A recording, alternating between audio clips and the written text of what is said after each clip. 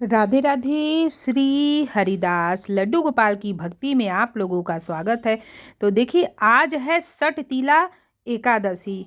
यानी कि सठ तिला एकादशी में लड्डू गोपाल जी को किन चीज़ों का भोग लगाएं, उनकी पूजा कैसे करें, आज के दिन तिल का दान क्यों किया जाता है और इसका इतना महत्व क्यों है, और साथ में हम आज सठतिला एकादशी की कथा भी सुनेंगे। कहते हैं सठतिला एकादशी की कथा सुनने से मोक्ष की प्राप्ति होती है और हर मनोकामना पूर्ण होती है।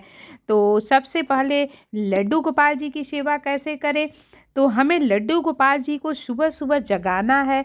और एकादशी का जो दिन होता है वो कृष्ण भगवान को बहुत ही प्रिय होता है।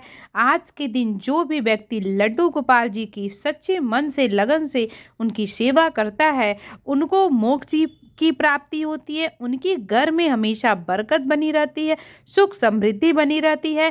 तो कान्हा जी को जब भी हम सुबह जगाते हैं तो एकादशी के दिन हमें सुबह सुबह उठने के बाद, नित्य क्रिया करने के बाद, हमें सबसे पहले ठाकुर जी को जगाने के बाद उन्हें पानी पिलाना है और उन्हें कुछ खाने को दे देना, क्योंकि बाल रूप में है। तो हम उनकी पूजा और सेवा से पहले हम उनको पहले कुछ खाने को दे देंगे।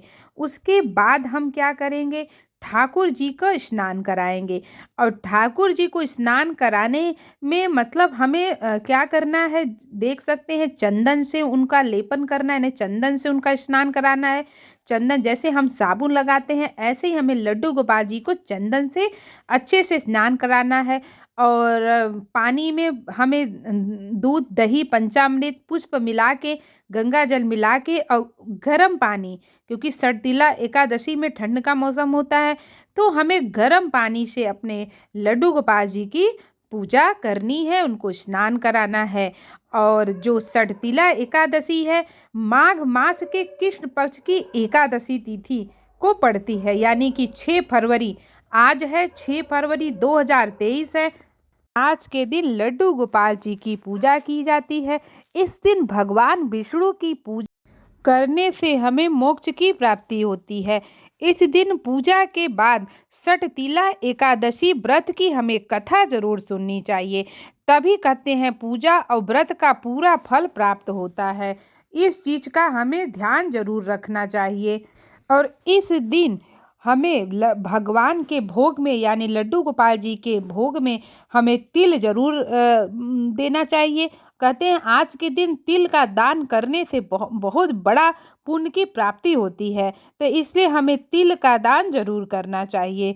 तिल का दान कहते हैं महादान होता है। और सठतिला एकादशी की पूजा हमें, जैसा कि बताया, कि हमें अपने कान्हा जी की सेवा अच्छे से करनी है। सुबह सुबह नित्य क्रिया करने के बाद उनको हमें पानी देना है, कुछ खाने पीने को देना है। उसके बाद उनका स्नान कराना है, अच्छे से उनको स्नान कराना है, पुष्प धूप अर्घ दिखाना है। और एकादशी के दिन हमें याद रखिएगा कि तिल का बहुत बड़ा बड़ा महत्व है। तो तिलों में आप गाय का घी मिलाकर आप हवन भी कर सकते हैं। इस दिन तिल का दान करना सबसे ज़्यादा उत्तम माना जाता है। तिल का दान करने से कहते हैं व्यक्ति को मोक्ष की प्राप्ति होती है। व्रत रखने के बाद रात को भगवान विष्णु की हमें आराधना जरूर करनी चाहिए। साथ ही रात्रि में जागरण हवन करना चाहिए, यदि आप कर सके। और यदि आप फलाहारी रहते हैं तो ठीक है, लेकिन यदि आप फलाहारी नहीं रहते हैं तब भी आप इस व्रत को अच्छे से कर सकते हैं। तो आइए सुनते हैं इस व्रत की कथा। इस व्रत का इतना महत्व क्यों है।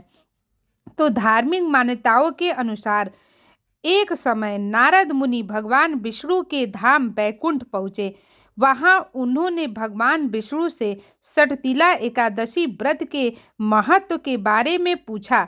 नारद जी के आग्रह पर भगवान विष्णु ने बताया कि प्राचीन काल में पृथ्वी पर एक ब्राह्मण की पत्नी रहती थी।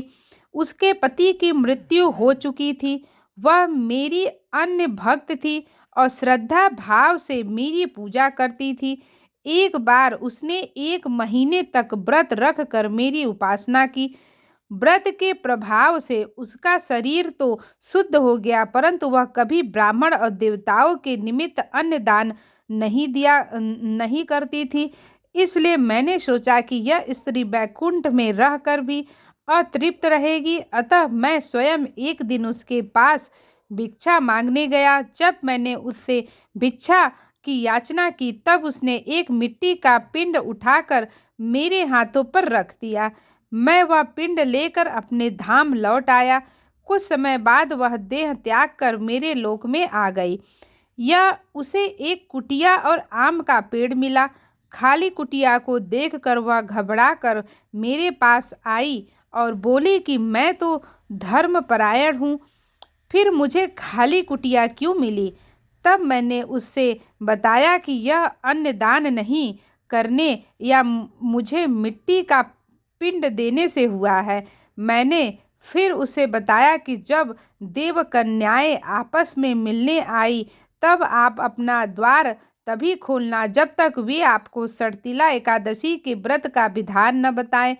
स्त्री ने ऐसा ही किया और जिन विधियों से देव कन्याओं ने कहा था उस विधि से सड़तीला एकादशी का व्रत किया। व्रत के प्रभाव से उसकी कुटिया अन्न धन से भर गई। इसलिए हे नारद, इस बात को सत्य मानो कि जो व्यक्ति इस एकादशी का व्रत करता है और तिल एवं अन्न दान करता है उसे मोक्ष मुक्ति की प्राप्ति होती है, उसे वैभव की प्राप्ति होती है, उसके घर में कभी भी अन्न की कमी नहीं रहती है। तो हमें एकादशी के व्रत का जो महत्व है वो जान लेना चाहिए।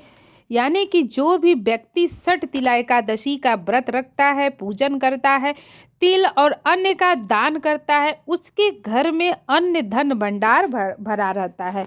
और साथ में हमें लड्डू गोपाल जी की अपनी सुंदर सा श्रृंगार करना है। उनका इतना सुंदर श्रृंगार करना है कि वो मतलब उन आज का दिन जो होता है वो कृष्ण भगवान के लिए होता है। तो हमें अपने कान्हा की सेवा तो सच्चे मन से और लगन से करनी चाहिए। और आज के दिन हमें लड्डू गोपाल जी को पीले वस्त्र या नारंगी कलर के वस्त्र जो होते हैं, पीताम्बर होते हैं, उस कलर के वस्त्र हमें पहनाने चाहिए। और कान्हा जी की जो सेवा है वो सच्चे मन से, सच्ची भक्ति भावना से हमें करना चाहिए। कहते हैं कि कान्हा जी की सेवा प्राप्त करना सबसे बड़ी बात होती है। और जो कि सठतिला एकादशी माघ महीने में पड़ता है और माघ महीने का बहुत बड़ा महत्व होता है, क्योंकि माघ महीना जो होता है वो पूरा दान स्नान का ही होता है। पूरे महीने लोग दान करते हैं, स्नान करते हैं और तिल का दान, अन्न का दान करते हैं। और माघ महीना सबसे उत्तम महीना माना जाता है। और उसके बाद हमें कान्हा जी को पुष्प समर्पित करना है और उनका सुंदर सा श्रृंगार करना है। और कहते हैं कि लड्डू गोपाल जी यदि आपके घर में है, यदि वो खुश दिखाई दे रहे हैं, उनके चेहरे से आपको लग रहा है कि वो खुश है, तो इसका मतलब है कि वो आपके घर में हमेशा खुश ही रहेंगे और आपके परिवार को भी खुश रखेंगे। तो एकादशी के दिन हमें चावल नहीं खाना चाहिए, नॉनवेज नहीं खाना चाहिए और हमें लहसुन प्याज भी नहीं खाना चाहिए। बहुत से लोग क्या करते हैं कि ऐसा करते हैं, लेकिन हमें ऐसा नहीं करना चाहिए। उस दिन आप सात्विक भोजन करें और आपको भोग में लड्डू गोपाल जी को आपको जैसे किशमिश हो गया, मखाना हो गया, उसका भोग लगाना है, दूध का भोग लगाना है।